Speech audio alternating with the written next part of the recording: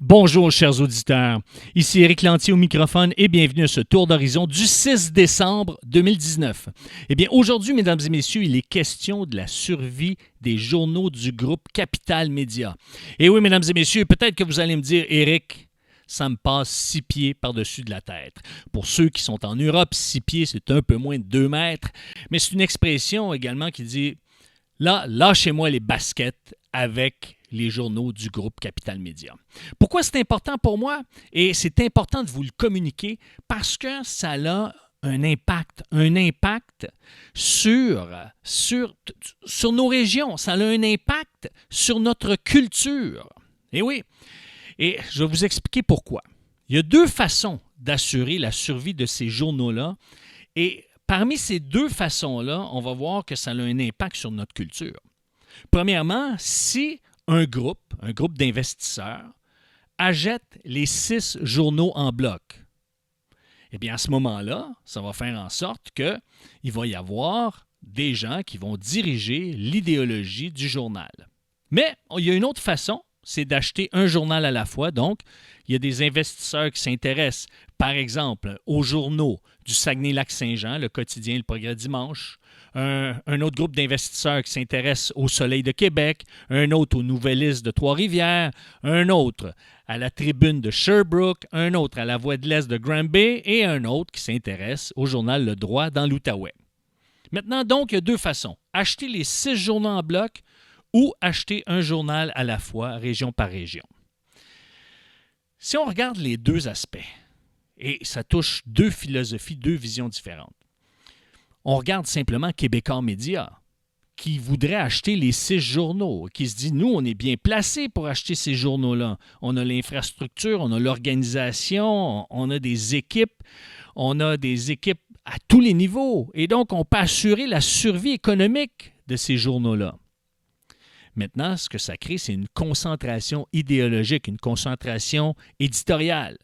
Évidemment, ces journaux régionaux vont devoir s'adapter à la culture organisationnelle de Québécois, au leadership de Pierre-Carl Péladeau et de son équipe, et donc, à ce moment-là, vont devoir s'ajuster, inévitablement. Et donc, ça a un effet sur la culture. Un effet parce que ça limite la diversité. Quand on a une diversité d'opinions, d'idéologies, de façons de voir les choses, de voir l'actualité, ça donne plusieurs options et ça génère une culture de débat. On s'éloigne de la pensée unique. Maintenant, s'il y a un groupe d'investisseurs indépendants qui se rallient et qui achètent les 6 journaux, eh bien là, ce qui va arriver, c'est qu'on risque de montréaliser chacune des régions. Pourquoi? Parce qu'on va aller chercher une vision économique qui vient de la métropole, une vision économique qui vient de Montréal. On va chercher justement à donner une couleur montréalaise parce que fort probablement que les gens qui vont acheter les 6 journaux vont être des gens qui sont logés dans la région de Montréal. Et ça va avoir un impact sur la culture de chacune de ces régions-là. Chaque région va devenir des mini-Montréal. Et ça, ce n'est pas souhaitable. Si on achète un journal à la fois, région par région, et qu'on trouve, par exemple, 6 groupes d'investisseurs, là, c'est déjà plus intéressant parce qu'on garde la couleur régionale. Mais si, pour des raisons économiques, on va, par exemple, limiter la liberté d'expression pour ne pas vexer des investisseurs, pour garder une certaine neutralité, eh bien là, à ce moment-là, encore une fois, ça peut nuire à la liberté d'expression, puis ça peut nuire à la culture de chacune des régions.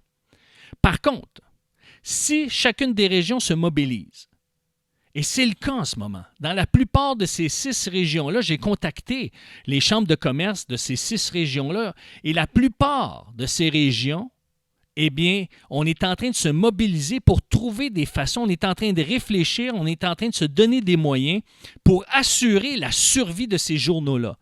Et ça, là, c'est vraiment important parce que ça va amener chacune des régions à conserver sa couleur, à mettre en valeur les entreprises de ces régions-là, à mettre en valeur les activités culturelles de ces régions-là. Et moi, j'irai plus loin. J'invite la Chambre de commerce, et peut-être qu'ils ont déjà pensé, mais j'invite la Chambre de commerce à intégrer les gens des universités, des cégeps et des commissions scolaires. Pourquoi? Pour intégrer les jeunes dans l'élaboration de ce projet de journal, pour qu'il y ait de nouvelles idées, pour qu'il y ait des débats, pour qu'il y ait l'implication de la relève. Mais je vois que le temps file, mesdames et messieurs, et sur ce, eh bien, je dois vous dire merci, au revoir et à la semaine prochaine. Ciao!